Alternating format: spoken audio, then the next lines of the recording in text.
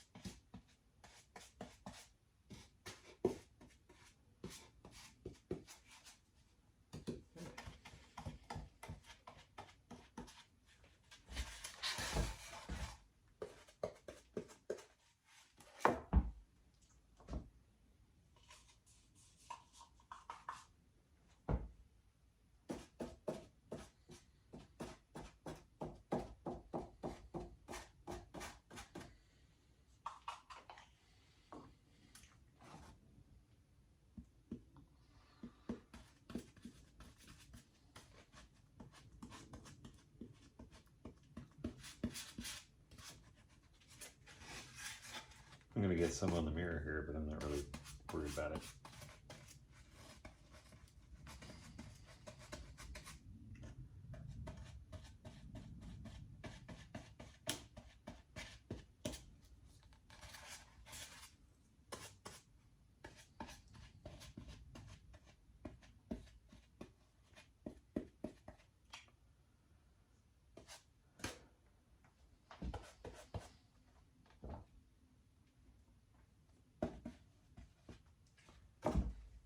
Okay.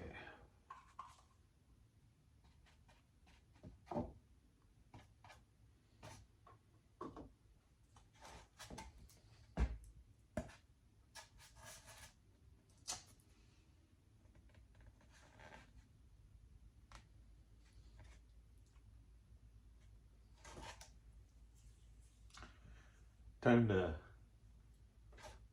wipe off the stuff that got on the mirror and let that dry.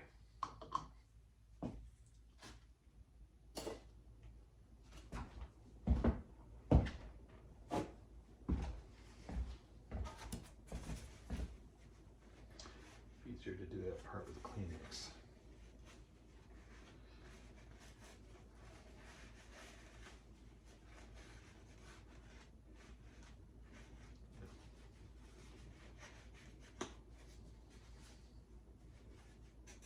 Okay, that's good. The paint is dried on the test bed here, and Now it's time for the next step, which is to put some gravel down in the bottom here. Some actually sand, but you know. So I'm going to take some of the olenes here and put that down in here, brush it into place with the brush, which apparently I did let dry in the bottom of the cup the last time I used it. That's pretty good. Anyway, take that and we'll spread out the glue with that once maybe I get another brush, and we'll go from there. That is really stuck on there.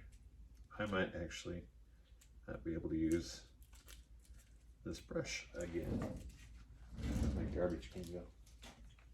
Huh. Yeah. Nope, that one is completely like toast. A little bit of crusty cap on the glue as well, of course. And that.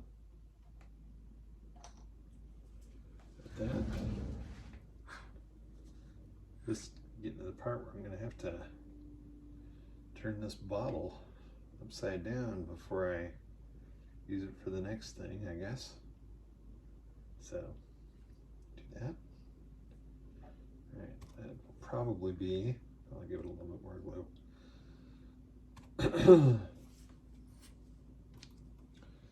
Okay. I put a little bit of water in the cup now. It's usually what I have there anyway. And that will allow me to get a little bit more flexible with where this glue is going. Otherwise it'll just try to, kind of like the paint actually that I was talking about earlier. It won't go exactly where I want it to if it's all its standard thickness. It shouldn't take very long. And so we'll get a general layer of glue down here.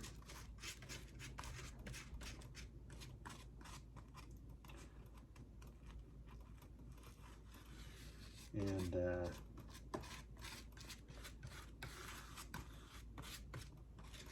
yeah, put that down there.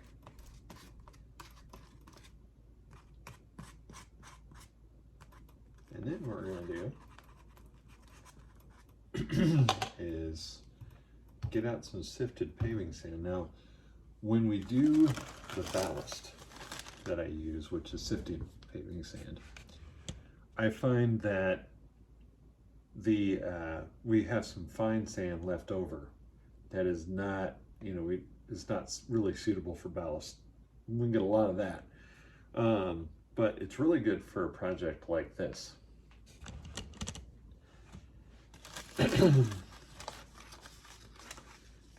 Take a spoon, get you a really good look at that fine material right there. But you know, we are talking about HO scale riverbed, right?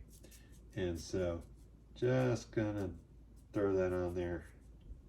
Now, if you're like me, you're in junior high or high school, I got a bristle from the brush in there. You had home economics, right? And a lot of you guys out there probably thought, why am I taking, you know, why am I required to take this class? Well,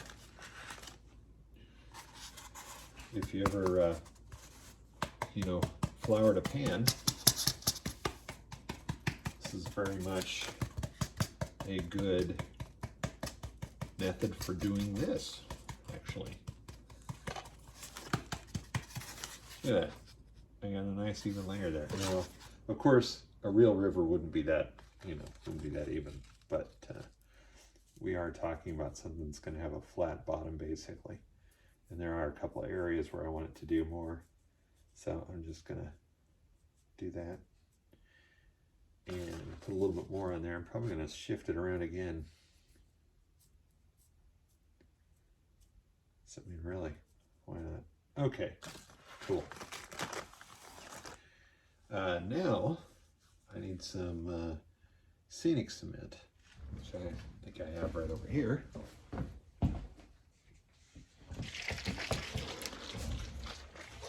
do.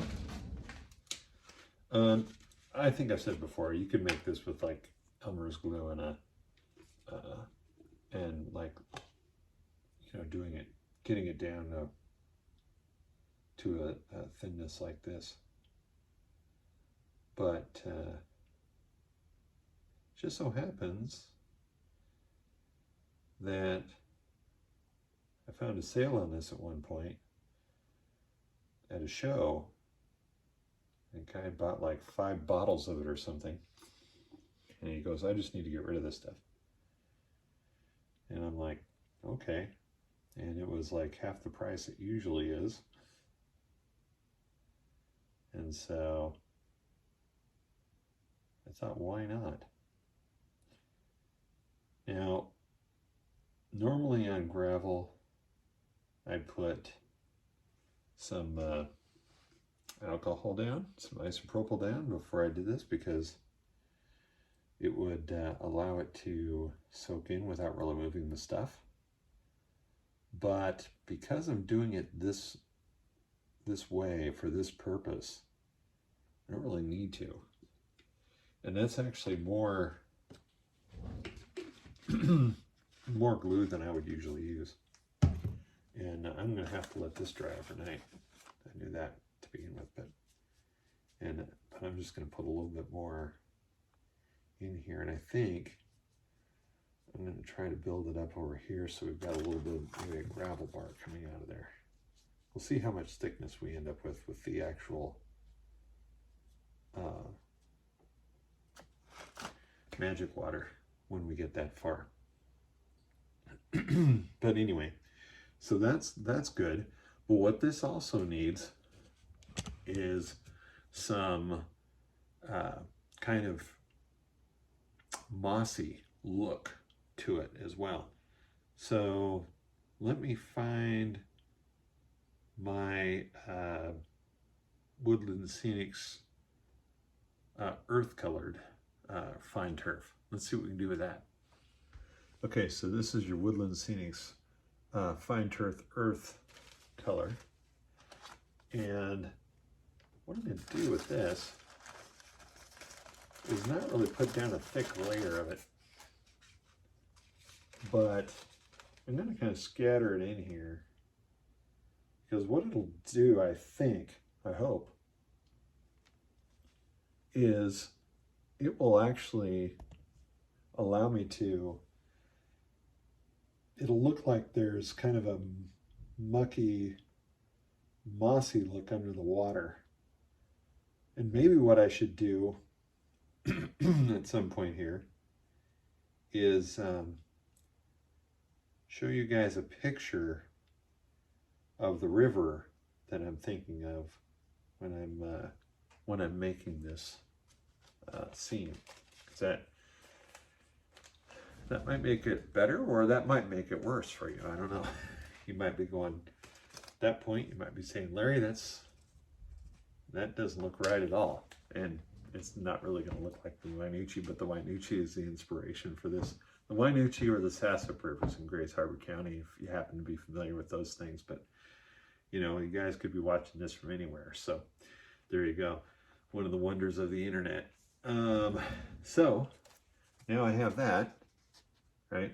And that doesn't look like it's the right color right now at all, but once it dries, it ought to look pretty good. And it's probably going to take a while to do that. So that'll be the end of this part of the video. We'll move on, maybe do something else in between. Setting my test bed close to the actual river here. And you can see that it looks quite a bit different color-wise. And part of the reason for that is that I've actually tinted or painted the gravel over on the riverbank, and that's okay. I'm curious to see, I'll be really curious to see what happens when I put the magic water on there with the brown color tint and see what that does with it. And it's one of the reasons why I'm doing the test in the first place. But also over here, you know, I've got that gravel bar, and I want that to be reflected in the test bed. So I'm going to add some gravel mix, I think right in along here, to kind of give me that. And we'll let that dry. So let's put a little bit of the mix on here. Get it like right there. I like that. Maybe a little bit more. Fun part is I could go through and like vacuum this off at least until I glue it down.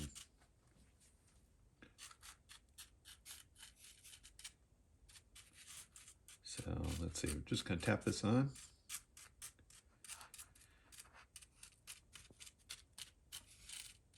All right.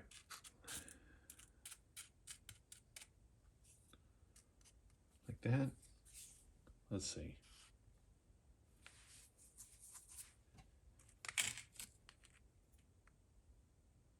Yeah, build that up a little bit more over here.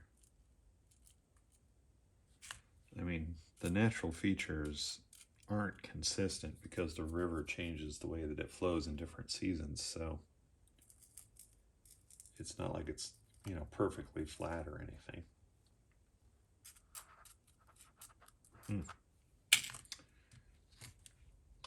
Okay, let's get out the pipette and the Scenic Cement. Get that glued down.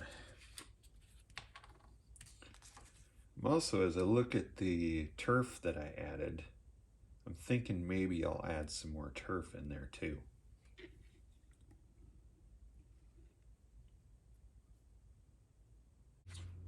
Okay, looking at the time, I should probably go get ready for work.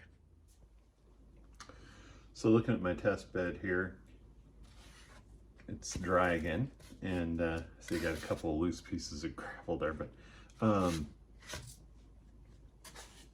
I think the gravel bar part of this needs to be more prevalent. So I'm going to add more to the gravel bar. We may end up pushing the gravel bar to 11. Let's see. It's basically level over level. Yeah. I think I better stop right there. And you may not, I don't know, on the camera, in the view that I'm seeing, it's actually kind of hard to tell the depth that goes along with this. So I don't know. Let's see if I can. Yeah. Well, that looks like a lot of depth. But it's not going to look that way once the resin or realistic, I keep saying realistic water, magic water gets put in there. That'll eat up that depth quite a bit, pretty quick. Okay. Scenic Cement. And it'll be time to let it dry again.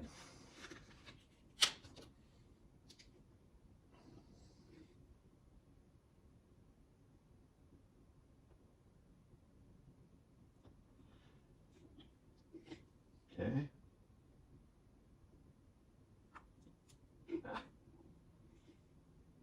Drip a little on the other part, but that shouldn't be a big deal.